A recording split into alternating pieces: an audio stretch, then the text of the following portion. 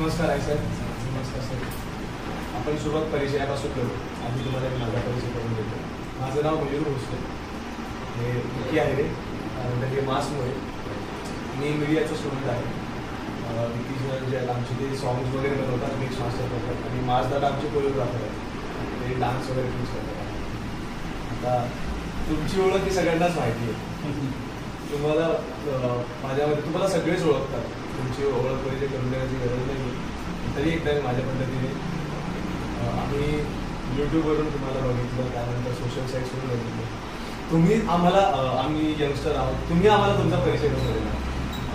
मी new जनरेशनला परिचय देताना एवढंच सांगेल की मी पण तुमच्यासारखीच आहे. तुमच्यासारखं तुलासारखं आयुष्य जगून मी फक्त माझ्या फिलिंग्सला समजून घेतलं की मला आनंद कशात आहे आणि मी कोणत्या आनंदात जगू शकतो हे ओळखून घेतलं. आणि सागरपासून शिवलक्ष्मी झालेली मी आजची शिवलक्ष्मी आणि आता संजय जाळटेंशी लग्न करून मी लक्ष्मी संजय झाले. सौभाग्यवती लक्ष्मी संजय झाली आणि माझे यजमान संजय चंद्रकांत झाले. आपण एक प्रोजेक्ट करणार आहोत. ज्या प्रोजेक्टमध्ये आतापर्यंत आपली जी कम्युनिटी आहे त्यांच्याकडे लोकांनी कायम वेगळ्या नजरेने बघितलं, त्यांना ट्रीटमेंट वेगळी दिली आहे. त्यांच्यासोबत त्यांनी प्रत्येक गोष्टीवर एक वेगळा हे केलं. तर आतापर्यंत त्या लोकांना आपण बोलतोय की त्यांची बाजू मांडण्यासाठी भरपूर चित्रपट तयार झाले, त्यानंतर शॉर्ट फिल्म्स केले, लोक या गोष्टींसाठी पुढे आले. सुप्रीम कोर्टाने सुद्धा या पुढे येऊन सपोर्ट केला. तर आपण एक गाणं तयार करण्याचा विचार करतो. त्या गाण्याची कथा अशी असेल की या कम्युनिटीमधल्या एखाद्या व्यक्तीसोबत लहानपणापासून तर त्याचा जो पूर्ण वय प्रवास आहे, पूर्ण प्रॉब्लेम्स ज्या फेस करायला लागतात, त्यांचं जे दुःख आहे ते आपल्याला जगासमोर मांडायचं आहे. अजून आता इतके वर्ष होत आले, लोक प्रत्येक गोष्ट ॲक्सेप्ट करतात, पण अजूनपर्यंत लोकांची विचारधारणा, लोक जरी तोंडावर आपल्यासमोर वेगळं बोलतात पण त्यांच्या मनात ही गोष्ट असते. ते आपल्यासोबत बोलण्या घालण्यामध्ये तरी आपल्यासमोर वेगळं बोलतील, पण समोर लोकांची मनातली विचारधारणा ती वेगळीच असते. तर आपल्याला एका गाण्याच्या माध्यमातून तो पूर्ण जो जीवन प्रवास आहे, त्या ज्या घटना होतात, त्यांना जे प्रॉब्लेम्स फेस करायला लागतात, त्यांचा आनंद, त्यांचं सुख दुःख हे त्या गाण्याच्या माध्यमातून लोकांपर्यंत पोहोचवायचं. तर आमच्यासाठी ते माध्यम तुम्ही आहात. जे तुम्ही सुद्धा त्या पूर्ण कम्युनिटीचा एक चेहरा आहे आणि तुमची जी लाईफ आहे ते त्यांचीच लाईफ आहे. प्रत्येकाला तुम्हाला जे प्रॉब्लेम्स फेस होत आहेत ते प्रत्येकाला होतात. तर मग आम्ही आता शून्य आहोत, म्हणजे आम्हाला माहिती नाही की नेमकं काय कसे प्रॉब्लेम्स असतात, काय काय गोष्टी फेस कराव्या लागतात. तर त्यांच्याबद्दल तुम्ही आम्हाला वाटतं. सगळ्यात मोठा प्रॉब्लेम असतो परिवार. बिकॉज आपण दरवेळी हे विसरून जातो की समाज आपल्याला काय बोलेल, समाज आपल्याला काय म्हणेल, समाज आपल्याला काय त्रास देईल, समाज आपल्याबद्दल कसं कुठे काय बोलू शकतो, हे सारखं माइंडमध्ये असतं. आणि न्यू जनरेशन आत्ता या सगळ्या गोष्टींपासून वेगळी झाली. जसं तुम्ही झाले या सगळ्या गोष्टी कोण काय बोलेल. कारण तुम्हाला खूप जण काम करताना म्हणणार आहे की काय यार तुम्हाला काही वेगळं भेटलं नाही का, एखादी हिरोईन बघायची होती, हिजड्यासोबत काम करताय. हा जो हिजडा शब्द आहे ना, हा लोकांसाठी शिवी असेल, पण हा आमच्यासाठी सन्मान आहे. कारण जसं तू मुलगा आहे तर तुला मुलगाच म्हणून आम्ही, मग मुलगा म्हटल्यानंतर तुला शिवी झाली का नाही. स्त्री आहे तुला स्त्रीच म्हणून आम्ही, मग स्त्री शिवी झाली का नाही. मग हिजड्याला हिजडाच म्हणणार नाही यार तुम्ही, मग ती शिवी कुठून झाली. लोक शिवी देतात ना त्या गोष्टीची. तर सुरुवात परिवारापासून होते की आपण प्रत्येक वेळी हे विसरलं पाहिजे. जसं तुम्ही म्हणतात ना की छत्रपती शिवाजी जन्मावे पण आपल्या घरात का नाही. कारण आपल्या घरच्याची अजूनपर्यंत राजमाता जिजाऊ होण्या इतपत पत वाढलेली नाही. त्यांना तेवढ्या विचारधारा आलेल्या नाहीत आणि तेवढे ते मोठे झालेले नाही. तसंच तुम्ही वाढदिवस असू दे, लग्न असू दे, कुठली हळद असू दे, डान्स शो असू दे, आशीर्वाद असू दे, कसलाही शुभ कार्यक्रम असू दे, ओपनिंग असू दे, आशीर्वाद घ्यायला आम्हाला बोलवतात. तुम्ही आमच्याकडनं लक्ष्मीसाठी 1 रुपया मागून घेता. तुम्ही प्रत्येक गोष्ट आमच्याकडनं आशीर्वादाच्या रूपाने घेतात. मग आम्ही तुमच्या घरात जन्माला आलेले तुम्हाला का निघतात. सगळ्यात मोठा प्रॉब्लेम आहे परिवार. तर प्रत्येक तृतीयपंथीच्या आयुष्यामध्ये परिवार सगळ्यात इम्पॉर्टंट असतो. जर समाजाचा विचार न करता माझ्या परिवाराने मला स्वीकारलं तर समाज मला स्वीकारेल. Because society begins from our home. माझ्या परिवाराने मला, माझ्या आईने, माझ्या वडिलांनी, माझ्या भावाने, माझ्या बहिणीने, माझ्या नातेवाईकांनी स्वीकारलं की हा कसाही असला तरी आमच्या परिवाराचा सदस्य आहे. असं ज्यावेळी प्रत्येक परिवार विचार करायला लागेल तेव्हा सगळा समाज हा विचार करायला लागेल. सेकंड थिंग इज दॅट की प्रत्येकाने हे मनामध्ये धरून ठेवले, हिजडे वाईट असतात, हिजडे त्रास देतात, शिव्या देतात, अमकं करतात, पैसे मागतात, चिडवतात, ह्या सगळ्या गोष्टी लोकांच्या माइंडमध्ये फिक्स झाल्या. कधीतरी आमच्या जागेवर राहून विचार करून पाहा. पैसे मागतात कारण तुम्ही आम्हाला नोकरी व्यवसाय ठेवले नाही. नोकरी व्यवसाय का नाही? कारण तुम्ही सपोज शाळेत असताना तुम्ही बायल्या, शक्या, गुड, मामू, आट्या, रिवर्स असं बोलून तुम्ही शाळेमध्ये राहायची इच्छाच ठेवली नाही आमची, शिकूच दिला नाही आम्हाला. जर शिकू नाही दिलं तर आम्ही नोकरी नाही घेऊ शकत. डिग्रीच नसली तर नोकरी मिळेल का? नाही. मग तुम्हीच आमच्यासाठी काय केलं नाही, आम्ही तुमच्यासाठी काय करायची काय घंटा अपेक्षा ठेवतात, बरोबर? तुम्ही आमच्यासाठी समाजाने काय केलं? तुम्ही म्हणजे इथे पूर्ण समाज जो आमच्यावर बोलतो, त्या समाजाला हे कळलं पाहिजे की या समुदायाला आपण हात पुढे करून स्वीकारायची गरज आहे, तर हे पुढे जाऊ शकतं. या सगळ्या गाण्यांमधनं तुम्ही या सगळ्या गोष्टी समजून घेतल्या पाहिजे की तो जन्माला येतो, परिवार त्याला स्वीकारतो, परिवार स्वीकारल्यानंतर समाज त्या परिवाराला टॉर्चर करतो, बहिष्कृत करतो किंवा त्रास देतो की तेरा लडका हिजडा आहे, आमका आहे, धुमका आहे, असं सगळं जे बोलणं आहे हे जेव्हा कट करतील ना परिवारवाले, तेव्हा आपल्याला लक्षात येईल की तो मोठा होतो. तो शिक्षण घेणार, शिक्षण घेऊन तो शाळेत जाऊन डिग्री मिळवणार, डिग्री मिळवल्यानंतर तो नोकरीला लागणार, मग तेव्हा आम्ही काहीतरी करू शकतो ना. आणि सगळ्या प्रत्येक किनाऱ्याचं हे दुःख आहे की तुम्हीच आम्हाला शाळेत जाऊ देत, तुम्ही आम्हाला शिकू देत, आम्ही किती प्रयत्न केला तर तुम्ही आम्हाला जगू देत. एखाद्या मुलाने जर साडे, आता मी स्वतः 25 वर्ष एक मुलगा म्हणून जीवन जगलेले आहे, का घुसमटलेलं जीवन जगलेलं आहे, आणि 25 वर्षानंतर मी सगळ्या पद्धतीने स्वतःला स्त्री म्हणून स्वीकारण्यासाठी मी स्वतःच्या मनाची तयारी केली. Yes, I am capable for that, मी करू शकते. कारण गांधीजीचं एक वाक्य आहे, मला आता सहज तुझ्याकडे पाहून आठवलं की बदल जर हवा असेल ना तर तो स्वतःपासून सुरू करायचा. कारण चेंज तुम्हाला स्वतःपासून सुरू केला तर समाज बदलू शकतो. असं प्रत्येक गोष्ट त्या गाण्यामध्ये आली पाहिजे. जन्म झाला, तो शिकला, दरवेळी तुम्ही त्यांची आमची दुःखच नका दाखवणार. असं कुठेतरी असं दाखवा ना तुम्ही की आम्ही जन्म घेतला, आमच्या आईवडिलांनी आम्हाला स्वीकारलं, आमच्या आईवडिलांनी स्वीकारल्यानंतर आम्हाला असे नातेवाईक, असे मित्रमंडळ भेटले की त्या हक्काने आम्ही गेल्यानंतर हात धरून आम्हाला जवळ घेऊन आले, आम्हाला बसवलं की तो कसाही असला तरी तो आहे. एखादी भाऊ बहीण असे दाखवा ना की एखाद्या जगाला चिडवल्यानंतर तो भाऊ येऊन म्हणाले तो माझा भाऊ आहे, तुला काय करायचं, ते असं दाखवा. आणि ते दाखवल्यानंतर तो शिकला, शिकून एखादा ऑफिसर झाला. I am also MBA. माझ्या आई वडिलांनी मला स्वीकारलं, माझ्या भाऊ बहिणींनी मला स्वीकारलं, माझ्या नातेवाईकांनी मला स्वीकारलं. प्रत्येक लग्नात मला हक्काचं आमंत्रण असतं आणि सगळ्यात पहिली नवरीच्या आधी साडी मला घेतली जाते. आणि हे मी माझ्या जीवन दाखवतो का परिवाराने स्वीकारलं, सगळं स्वीकारेल. तर नेहमी दुःख म्हणून काही नका दाखवू. गाण्यातून दुःख दाखवलं पाहिजे असं काही. जोगवा चित्रपट पाहिला असेल तो, दुःख आहे त्यात, त्याच्यापेक्षा वेगळं काहीतरी. आमच्या डोक्यात आम्ही ज्या वेळेला विचार केला की आपण सुरू करायचं, आमचे दादा सगळे आमची टीम बसली. आधी आमच्याकडे कन्सेप्ट नव्हती की आपण नेमकं दाखवायचं काय. आपण दाखवतो की लोकांसमोर याचं दुःख नाही. नंतर एक कल्पना आली की आपण लहान बाळ जन्माला आल्यापासून त्याची जी होते लाईफ स्टोरी असते ती दाखवतो. चांगले एक्सपिरियन्स, हॅप्पी, सॅड, या सगळ्या गोष्टी आपण त्यात कन्व्हर्ट करू. आणि आता तुम्ही जसं आता तुम्ही सोबत आहात म्हणजे तुमचं सजेशन्स असतीलच. सजेशन्स म्हणण्यापेक्षा मी काय म्हणेन, नेहमी आमच्या दुःखांनाच का बरं मीठ सोडलं जातं. आपण आनंदाच्या गोष्टी सुद्धा घेऊ. आनंदाच्या घेण्यापेक्षा तुम्ही काहीतरी समाजात जे घडलं नाही ना आपण ते घडवू आणि ते लोकांच्या बघून असं दाखवा ना की माझ्या घरात एक मुलगा जन्माला आलाय आणि तो मुलगा असा आहे, मला माहिती आहे, तरी सुद्धा मी त्याला स्वीकारत आहे आणि त्याला स्वीकारून शिक्षण देत आहे. शिकवल्यानंतर त्याला काहीतरी करत आहे, त्याला मोठं काहीतरी शिकून मोठं बनवत आहे.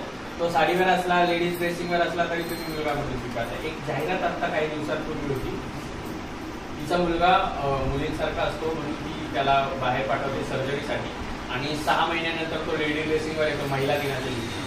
वुमन्स डेची एक जाहिरात आहे की मेरी बेटी आ रही है, मेरी बेटी आहे. सगळ्या आजूबाजूच्या मैत्रिणी म्हणतात लेकिन तुझे तो बेटी है नाही, तुझे तो बेटी है नाही.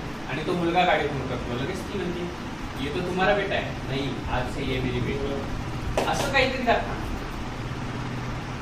एक छान लोकांना आहे ना वेगळं काहीतरी आदर्श घेता येईल. आता लोक काय म्हणतात का तुम्ही लग्न केलं आदर्श, हजारो लग्न झाले तर किंडर कंप्लीट, पण नांदायला जाणारी मी पाहिजे. म्हणजे आता येतील थोड्या वेळात माझी सासू सासरे दीर मला अख्ख्या यांच्या खानदानाने, मला 16 सासू सासरे आहेत, जवळपास 30 नंदा आहेत आणि 15 ते 16 गीर आहेत मला. आणि माझ्या हजारो 1200 लोक लाईव्हला असतात, त्याच्यातून 5-50 माझे गीर नातेवाईकच असतात सासूरवाडीकडे. आणि माझं लाईव्ह न चुकता माझा भाऊ माझी बहिणी पाहते, म्हणजे भाऊ भाऊजींचे सगळे नातेवाईक पाहतात, माझे नातेवाईक इकडचे सगळे नातेवाईक. जवळपास त्याच्यातले 200-250 पब्लिक जी असते ना ती माझे परिवार. तर मी 50 के जी फॅमिली झाली तो पूर्ण परिवार म्हणजे, कारण कोणी ना कोणी कोणाच्या तरी नात्यात आहे. एक मुलगी होती जी 3 वर्षापासून मला फॉलो करते, ती मला आईसाई म्हणायची की याची बहीण निघाली, आता ती मला बहिणी म्हणते. नातं बदललं पण माझी जागा नाही बदलली. असं काहीतरी वेगळं तुमच्या मनात काय आहे ते पण मला एक आमच्याकडे गोष्ट अशी होती की आपण करायचं आता या कम्युनिटीसाठी काहीतरी करायचं. बाळा कसं या कम्युनिटीसाठी काहीतरी करायचं, ही गोष्ट बघायला. पण कन्सेप्ट ही होती की नेमकं करायचं काय दाखवायचं. तुम्ही भेटल्यानंतर तुमच्याशी बोलून ज्या गोष्टी आम्ही एक्सपिरियन्स करू, त्या गोष्टी आम्ही समजून घेऊ, त्यानंतरच आमच्या डोक्यात एक कल्पना आणि एक कथा तयार होणार होती. आणि आता आम्ही हे सगळं रेकॉर्ड करतो त्यासाठी की यातून आम्हाला एक काहीतरी भरपूर क्ल्यूज भेटतील, प्रसंग भेटतील आणि त्या प्रसंगावरून आम्ही एक गोष्ट तयार करू आणि ती आपण त्या गाण्याच्या माध्यमातून करू. आणि गीतकार कोण असतात आपले गीतकार भैयासाहेब मोरे म्हणून आहेत. त्यांना आम्ही सगळे भैयादादा म्हणतो. जे मैत्रा गाणे त्यांनीच गायले आणि ते शब्द सुद्धा लिहिले. सोबतच अजून एक आपले गोंधळी आहेत, त्यांना आम्ही प्रसंग दादा म्हणतो, ते पण आपल्यासोबत त्यांनीच लिहितात. आणि असं लिहा गाणं छान की लोकांना ना गाण्यापेक्षा त्या गाण्यात काय दिसतंय त्यापेक्षा त्या गाण्यात कोण नाचतंय, कोण काय करताय याच्यापेक्षा लोकांना त्या शब्दांनी घाव झाले की अरे असं पण होऊ शकतो. जेव्हा मी नांदायला आली ना, माझं लग्न वगैरे होऊन माझं ऑलरेडी म्हणजे असं झालं की आमच्या लग्नाची क्लिप एका कॅमेरा पर्सन करणं एका न्यूजवाल्याला विकली. तर ती न्यूज लीक झाली. आता समोरच्याने काय हेतू होता माहिती का मला, की तिची इज्जत उतरवायची. झालं उलट रे, परमेश्वराच्या मनामध्ये फार वेगळं काहीतरी असतं. ती काहीतरी वेगळं करायला गेली, लोकांच्या नजरेमध्ये वेगळी इमेज होईल असं त्या हेतूने त्याने ते 15-20 हजारात ती घेतली. पण झालं उलट, एका न्यूज चॅनलवर पडली. फक्त 159 व्ह्यूज होते. 159 व्ह्यूजवर जवळपास मी एका दिवसाला 5-5, 6-6 न्यूजला इंटरव्ह्यू देतो. आजही इंटरव्ह्यू देते. तुम्ही आहात तेवढ्याच वेळामध्ये माझ्याकडे संपादक येत आहेत महाराष्ट्र न्यूजचे. 2चा टायमिंग आहे त्यांचा, 2 ते 3 मध्ये ते येतील. अजूनही इंटरव्ह्यू चालू आहे. उद्याच मी सायली वैद्य म्हणून आहे, त्यांच्याकडे पण एका इंटरव्ह्यू झाले. मोठ्या सामाजिक कार्यकर्त्या पत्रकार आहेत, ते इंटरव्ह्यू घेतात. पण काय माहिती का, तुम्ही आता एवढे सगळेजण बसले बोलतायत माझ्याशी, हेच जे आता रेकॉर्ड होत आहे हे जर माझ्या युट्यूब चॅनलला पडलं, तुम्हाला 100 लोक बोलणार हे लक्षात ठेवा. कधी 1000, 100 तुमच्या याच्यावर कमेंट येते युट्यूबवर. तुम्ही जर व्हिडिओ टाकलात ना तर माझ्या याच्यावर कमेंट नाही ना, तर तुमच्या याच्यावर कमेंट्स काय येतील. आता एवढंच बाकी राहिलं, इंजिनियरला घेऊन गाणं करतात, पोरी कमी पडल्या का, त्याच्यानंतर तुम्हाला हिरोईन भेटली नाही का, तुमचं बजेट नव्हतं तर आम्हाला सांगायचं आहे आम्ही फुकट काम केलं. इथपर्यंत शब्द तुम्हाला माझ्याकडनं लिहून घेऊन जा, अशा कमेंट्स येतील. अशा लोकांना आम्ही उत्तर त्यांना बोलून नाही देतो, आपल्या कामांमधून उत्तर देतो, गाण्यामधून उत्तर देतो. आणि तेच हवं आहे अपेक्षित. तुम्हाला अजून काय मदत लागली तर मला अजून तुम्हाला काय त्यापेक्षा मला कळवा. लहानपण कसं गेलं सगळ्यात आधी. आता मला तुमचं लहानपण ऐकण्याची खूप इच्छा होती, कारण प्रत्येकाचं लहानपण असतं, लहानपणी एक स्वप्न असतं. माझं स्वप्न तसं होतं की मला पायलट बनायचं होतं. मग लहानपणी मला कधी डान्सर बनायचं नव्हतं. मला कधीच मी स्वप्नात पण विचार केला नव्हता की मी असं काहीतरी बनेल, गुजरा वगैरे म्हणजे किंवा कमेंट्री केलं असं काहीच. माझं स्वप्न होतं IAS ऑफिसर व्हायचं. मी SSB एक्झाम पास दिलेली आहे ऑलरेडी, ती पण 172 रँक होती. मी लहानपणापासून ऑलवेज स्वप्न पाहिजे की मला एक चांगला शिक्षक किंवा मला एक IAS ऑफिसर व्हायचं, समाजासाठी काहीतरी करायचं. मोठे मोठे स्वप्न पाहत नाही. पण शाळेतल्या आजूबाजूच्या मित्रमंडळींनी, त्या परिसराने, समाजाने मला मोठं सोडलं. तरीसुद्धा मी MA BEd पर्यंत शिक्षण केलं. मी शिक्षक म्हणून मी एवढ्या 3 शाळांमध्ये जॉब केला. मी शेवटी 2 शाळांमध्ये जॉब केला. मी मोठ्या ब्रँडच्या कोपरगावमधल्या 2 स्कूल्समध्ये काम केलं. आणि आत्ता मी पीठाधीश्वर महंत झाल्यानंतर मी मागच्या 2 वर्षापूर्वी नाही म्हणत होते, तर आत्ता मागच्या वर्षी मी राजीनामा देण्याच्या विचारात होतो. पण माझा राजीनामाही स्वीकारला जातो. ते असे म्हणतात की तुम्ही काय आहात, कसे राहतात, याला आम्ही नोकरी नाही दिली. शिक्षण घेतलेल्या एज्युकेटेड लोकांचे पोसडलेल्या विचारांमधले हे काही गोटावर म्हणून इतके लोक आहेत तुमच्यासारखे, की ते काय म्हणतात, तुझ्या दिसण्याला, तुझ्या राहण्याला, तुझ्या वागण्या बोलण्याला नोकरी नाही दिली, तुझ्या डिग्रीला, तुझ्या टॅलेंटला नोकरी, अशी लोक आहेत. म्हणून मी हळूहळू ना असं मुलांमध्ये मी कधी खेळली नाही. मला तुला सांगते, मला गोट्या खेळता येत नाही, पतंग उडवता येत नाही, विटी दांडू खेळता येत नाही. मला ते काय खेळता तुम्ही, काय लिंबोरच्या काहीतरी असा प्रकार, ते काहीच येत नाही मला खेळता, काहीच. मला फक्त चल्लसात खेळता येत, फक्त. कारण मला चिडवायची मुलं, म्हणून मी तुमच्यासाठी मुलांकडे कधी गेलीच कधीच नाही गेले. मला मुलांसोबत उठणं माहिती, मुलांसोबत बसणं माहिती नाही. जोपर्यंत मी पुरुषी जीवन जगले वयाच्या 25 वर्षापर्यंत, त्यावेळेस मी कधी आंघोळीला घुसायचे, कधी बाहेर निघायचे, माझ्या घरच्यांनी आजपर्यंत पाहिलेलं मी कधी विचारलं. बिकॉज लाज, मनात बसलेली ती शरम, की माझ्यात काहीतरी वेगळं, मी काहीतरी वेगळं आहे, म्हणून माझ्या मनामध्ये ती लाज बसली. लहानपणापासून एकटं लोक सोडत गेले मला, आणि मी एकटं राहत गेले.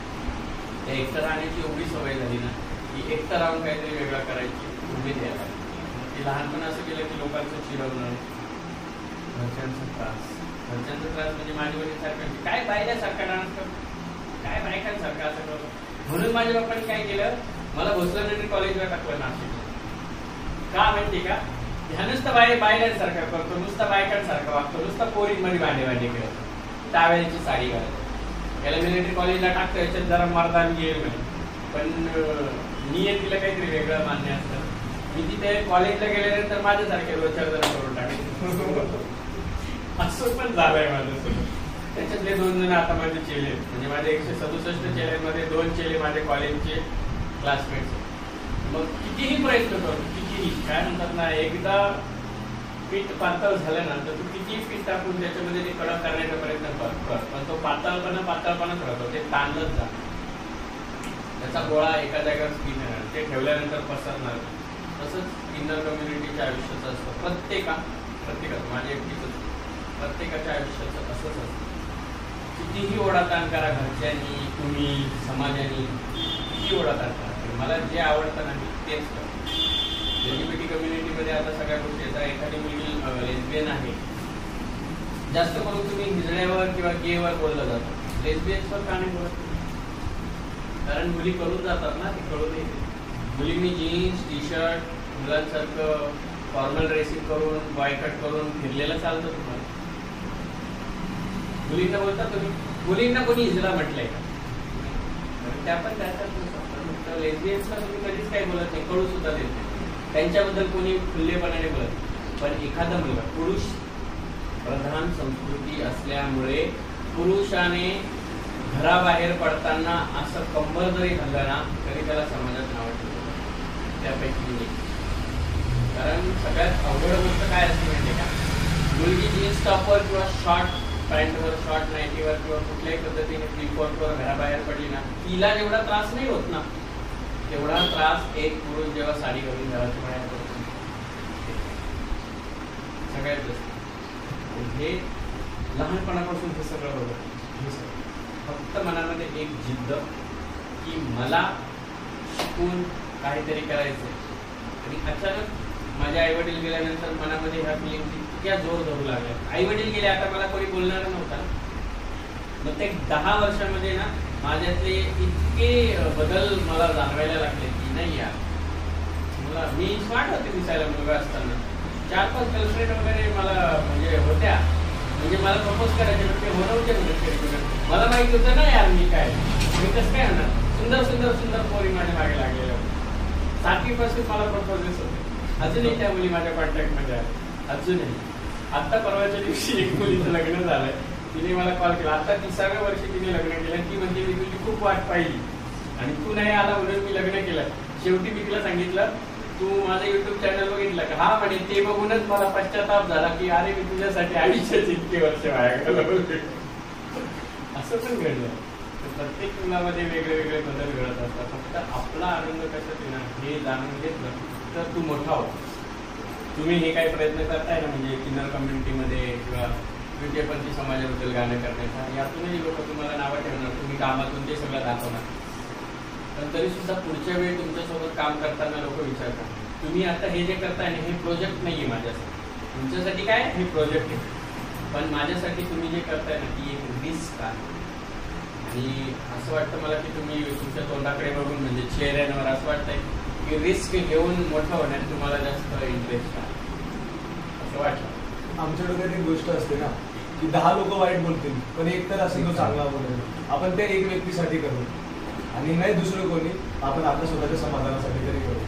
उद्या ज्या वेळेला काही गोष्टी होतील त्यावेळेला आपल्याला आनंद वाक्य आहे ना तुझं समाधानाचं, हेच सगळ्यात मोठं असतं आमच्यासाठी की आम्ही कोणासाठी जगत नाही, आम्ही कोणी आम्हाला जगू देऊ नये म्हणून आम्ही राहत नाही, आम्ही आमच्या समाधानासाठी जीवन देतो. तिने जे जीवन दिले आम्हाला परमेश्वराने आहे त्या जीवनाला फक्त आम्ही आमच्या टाईपने जगतो. लोकांमध्ये आता पोरांमध्ये फार म्हणजे नवीन जनरेशनच्या पोरांमध्ये या सगळ्या गोष्टी नॉर्मल झाल्या. तुम्हाला पण माहिती असेल, तुम्ही मालेगाव भागातल्या आहात, तुम्हाला सगळ्या गोष्टीचा अनुभव असेल, पण तरीही भीती आमच्याबद्दल की ते असे असतात. काही जण असेच त्यांच्यामध्ये बायकीपणा असतं म्हणून साडी वगैरे घालून ते मागायला वगैरे जातात, असा पण प्रकार आहे.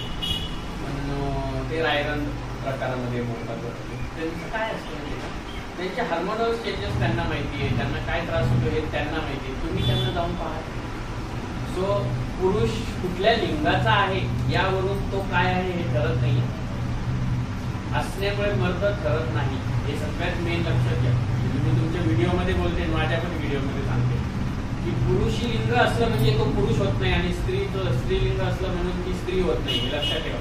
कारण असेही पुरुष आहेत 10 लग्न केले तरी ते बाप होऊ शकतात, अशाही स्त्रिया आहेत की त्या आई होऊ शकतात. तर तुम्ही बाप न होऊ शकणाऱ्या माणसाला नामर्द म्हणतात, तुम्ही आई न होऊ शकणाऱ्या बाईला वाजोटी म्हणतात. आम्हाला नाव ठेवून काय मिळतं तुम्हाला? माणसांमध्ये पण अशा कॅटेगरी आहेत, बायकांमध्ये पण अशा कॅटेगरी आहेत. आम्ही तुमच्यापेक्षा कुठे काही वेगळं आहे असं विचार करा ना. असं काहीतरी वेगळं करत असताना लोक त्रास देणार आणि त्या त्रासाच्या पुढे जाऊन आपण मोठी होणार, बस एवढंच नसेल. आज मला एवढं माहिती आहे, मी सक्सेसफुल आहे माझ्या जीवनामध्ये बिकॉज हे बघ, मी फर्स्ट ट्रान्सजेंडर आहे जी MA-BEd आहे, मी फर्स्ट ट्रान्सजेंडर आहे जी पहिली तृतीयपंथी कीर्तनकार होते आहे, मी पहिली ट्रान्सजेंडर आहे जी पहिली बँकर होते आहे, मी पहिली ट्रान्सजेंडर आहे जी लग्न करून नवऱ्याच्या घरी नांदायला आलेली आहे. एवढ्या सगळ्या 4 गोष्टी मी पहिली येणार आहे. लोक दुसऱ्यांना कधी लक्षात नाही ठेवत, लोक पहिल्याला लक्षात ठेवतात. मला खूप जण म्हणतात येडी नुसती बडबड करत राहते, पण माझ्या मनात एकच विचार असतो की वेळे इतिहास रस्ता आता आणि हो मग मी वेळी आहे. आणि मी माझं बोलणं झालंय कम्प्लीट, आता तुम्ही बोलायचं आणि मी आहे. मला तुमच्याकडे ऐकायचीच खूप इच्छा आहे. मी माझं सगळं सांगितलं बस. हे बघ, अशी माझी एकदम सिंपल पर्सनॅलिटी, जे वाटतं ना ते बोलून बडबड मोकळं व्हायचं, जे वाटेल ते बोलायचं. आता मी काही गोष्टी इतक्या याच्यामध्ये अपवादात्मक बोलले आहे की त्याचं तुम्हाला असं वाटलं असेल की अरे हे नव्हतं बोलायला पाहिजे, पण नाही, लोकांना घाबरत नाही मी अजिबातच. कारण लोक हसायला येतात, पोसायला येत नाही.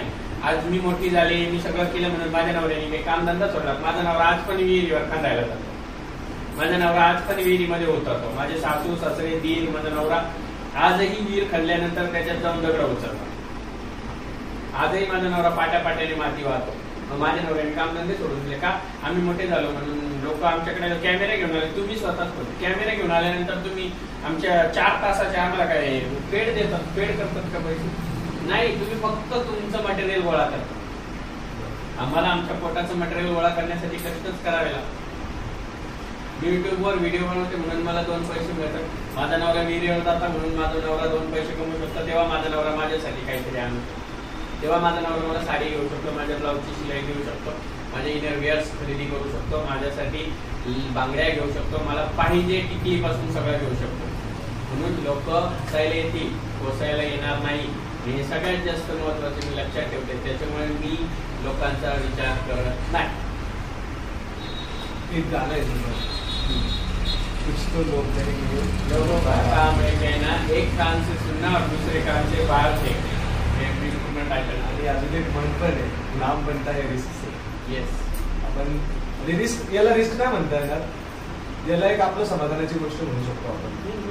सॅटिस्फॅक्शन साठी, आपल्या सॅटिस्फॅक्शन साठी आपण जे आपल्याला योग्य वाटतं, जे आपल्या अंतर्मनातून वाटतं की हे योग्य आहे आणि याच्यावर आपण केलंच पाहिजे, ते आपण करायलाच हवं. लोक काय बोलतील, लोक आपल्याला उत्तर देतील, आपल्यासोबत काम करतील का नाही, ज्यांना करायचं काम किंवा ज्यांना आपली गोष्ट चांगली वाटते ते आपल्याला शोधत येतील. ज्यांना नसेल करायचं त्यांची ती त्यांचं दुर्दैव असेल आणि त्यांची ती विचारसरणी असेल. पण एक ना एक दिवस ती सुद्धा बदलेल. आपण असं नाही म्हणू शकत की त्यांना सोडून देऊ. नाही, एक दिवस ते सुद्धा बदलतील. ही खंत आयुष्यभर माझ्या मनात राहील की अडाणी खेड्यापाड्यातल्या लोकांनी समजून घेतलं रे आमच्या भावनांना, पण शिक्षित लोकांनी घुसटलेल्या विचारांनी आम्हाला समजून